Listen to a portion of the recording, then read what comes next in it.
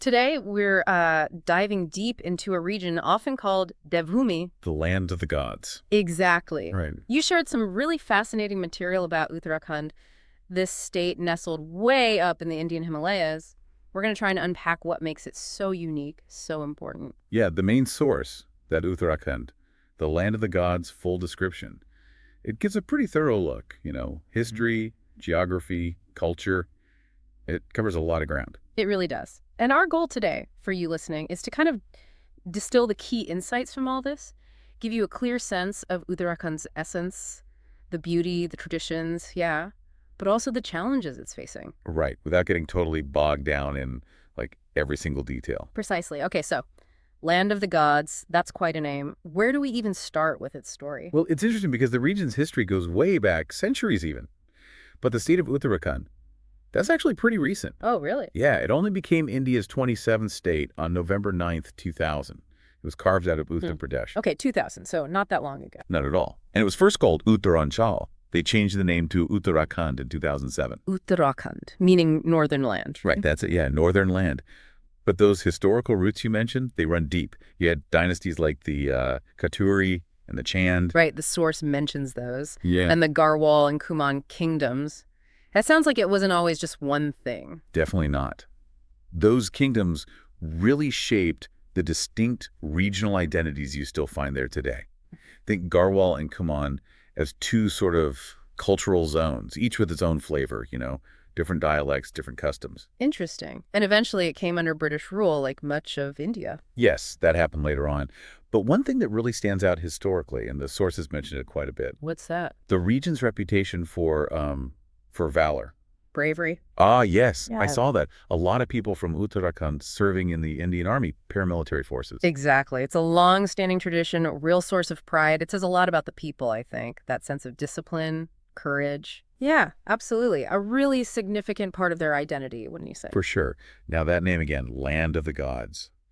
It really brings to mind some incredible scenery, doesn't it? Oh, definitely. And the geography described, it sounds breathtaking. Snow-covered peaks, these really lush valleys. It really delivers on that front. And you've got major rivers, the Ganga and the Yamuna, actually originating here. Wow. That's huge, not just for Uttarakhand, but for, well, all of India, culturally, practically. Absolutely. These aren't just rivers, they're sacred lifelines in Hinduism. And the state is packed with amazing natural spots. Like Nainital, with the lake. Yep, Nainital's beautiful lake, Mussoorie, the Queen of Hills, they call it. Yep.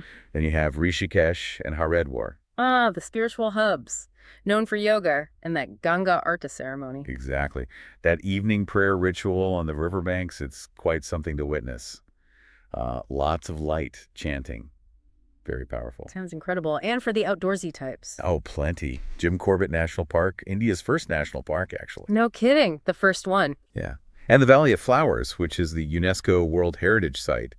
Just stunning floral displays at certain times of the year. Okay, so it really does sound like a paradise for nature lovers, trekkers, wildlife spotters. It's got it all, really. High-altitude adventures, peaceful valleys, amazing biodiversity. But, beyond the stunning views, there's this really rich cultural tapestry. Right, back to those two regions you mentioned, Garhwal and Kumbh. The source says they each have their own distinct identity, dialects, customs. That's spot on. It's almost like two different worlds within the state sometimes. But underneath that, there are shared values. Like what? Things like simplicity, hospitality. They're known for being very welcoming. Deep religious devotion, of course. And this really strong connection with nature. Their lives are often very closely tied to the land. Makes sense. And the traditional clothes sound quite practical, but also beautiful woolen things, obviously for the climate, cerise, ethnic jewelry. Yeah, very distinctive. Gives you a real sense of place. And the source mentioned folk stories, local legends. I love that stuff. It always feels like you're getting a glimpse into the heart of a place through its stories. Totally. It's how history, values, beliefs get passed down generation to generation. And this feeds right into their dance and music traditions, too. Very vibrant. Oh, yeah. The descriptions of the folk dances sounded amazing. That Cholia sword dance from Kumbh performed at weddings. Imagine that. Yeah, quite the spectacle. The source doesn't delve super deep into the symbolism, but it's definitely a key part of Kumbh wedding celebrations as a real energy. And then there were others mentioned. Jora, Thali, Shainta. group dances. Right, more community-focused dances you see during festivals and gatherings, and the music relies on traditional instruments like the dole, tamao, the tori, gives a really unique, earthy sound. You can almost hear it. It really brings those expressions of joy, reverence, especially during festivals, to life. Okay, festivals are coming up, but first, food. Ah, yes, cuisine. Described as simple, healthy. Very much so. Lots of local grains, vegetables. Makes sense given the agricultural background. Dishes like aluki gutke spiced potatoes, Sounds good. kafuli, that's a kind of green leafy curry, and this one's interesting, panki chutney. Wait, hong, as in? Hemp seeds, yeah. But it's a tangy chutney, not, not that kind of effect. It's used for flavor. Huh. Okay, that's definitely unique. Hemp seed chutney. And what else? Chainsu, hangor kheer. Yeah, those are more protein-rich dishes. And for a sweet treat, there's arsa. It all sounds quite hearty, doesn't it? Comfort food, almost. Definitely. Especially with the mention of using mustard oil and serving food hot. Probably essential in that mountain climate. Exactly. The food is really adapted to the environment, using what's readily available. Now, speaking of things adapted to the place, the festivals. This is where the land of the gods title really shines. Right. The calendar seems packed. Hindu festivals, local ones. The Kumbh Mela in Haridwar is just enormous, isn't it? Every 12 years. Oh, it's colossal. One of the biggest religious gatherings on the planet. Millions of people. Mind-boggling. Truly. And then you have festivals like Ganga celebrating the river's descent. Harela, which is all about greenery and nature. I like the sound of that one. Yes, lovely.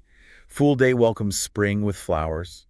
And then more regional ones like Bikati and Gugutia, they all tie back to that deep connection with, well, spirituality and the environment. It's fascinating how those two threads, the spiritual and the natural world, are just woven so tightly together there. Okay, what about the people themselves? The source describes them as humble, hardworking, deeply spiritual. Yeah, that really fits with the cultural values we talked about. Livelihoods, mostly agriculture, tourism's big now too, government jobs, and like we said, a significant number in the armed forces. That military connection again. But the source also mentioned migration, people leaving for cities. Yeah, that's a real issue. The pull of jobs, education elsewhere. Yeah. It can lead to villages being partly abandoned, these so-called ghost villages. That must be a serious challenge. It is. Though there are efforts, to boost things like ecotourism, support local businesses, try and create more opportunities locally. Right, which leads us nicely into the strengths of Uttarakhand. The source calls it a spiritual magnet. Those big pilgrimage sites like Kedarnath, Badrinath. Gangotri, Yamunotri. Yeah. Yeah, the Char Dam. They draw huge numbers of pilgrims every year. Understandably. And combine that spiritual draw with the sheer natural beauty. And you've got a prime spot for trekking, rafting, wildlife tourism, all that stuff. Plus the cultural richness we've been talking about, the folklore, traditions. And interestingly, the source points to education and literacy as a strength too. Mentions IIT Roorkee. Yeah, having strong educational institutions is definitely a plus for the future. And don't forget that military pride, another core strength. But like any place, it's not all sunshine and peaks. There are significant challenges. Right. We touched on migration and ghost villages. That's clearly a big one. And the vulnerability to natural disasters. Landslides, cloudbursts, floods, given it's the Himalayas. Absolutely. The geography that makes it so stunning also makes it fragile and, frankly, dangerous sometimes. Landslides are a constant risk in monsoon season. And infrastructure issues in remote areas. Yeah. Lack of good roads, healthcare, even digital access. Yeah, connecting those remote mountain communities is tough. It hinders development, access to services. And then there's the impact of tourism itself, that tourism pressure. It's a real double-edged sword, isn't it? Tourism brings money, jobs, but places like Kedarnath have seen huge increases in visitors, and that puts immense strain on the local environment, the infrastructure. Finding that balance must be incredibly difficult. It's crucial. Sustainable tourism is really the key for the long term. And one last challenge mentioned was political instability. Meaning frequent changes in government. Yeah, changes in leadership can sometimes slow down development plans, policy implementation. It's listed as a concern. So putting it all together, Uttarakhand really does emerge as this land of, well, contrasts. Just like the source concludes, serene yet wild, ancient traditions, but facing modern changes. Spot on. It's got this incredible natural grandeur, this deep spiritual core that pulls people in, and this vibrant cultural soul. It's undeniably appealing. But as we've seen, it's also navigating some pretty serious challenges, things that need, careful thought and action for the future. Definitely. It welcomes people looking for peace or adventure or just authentic Himalayan life. But its future really hangs on managing those contrasts, those challenges, effectively.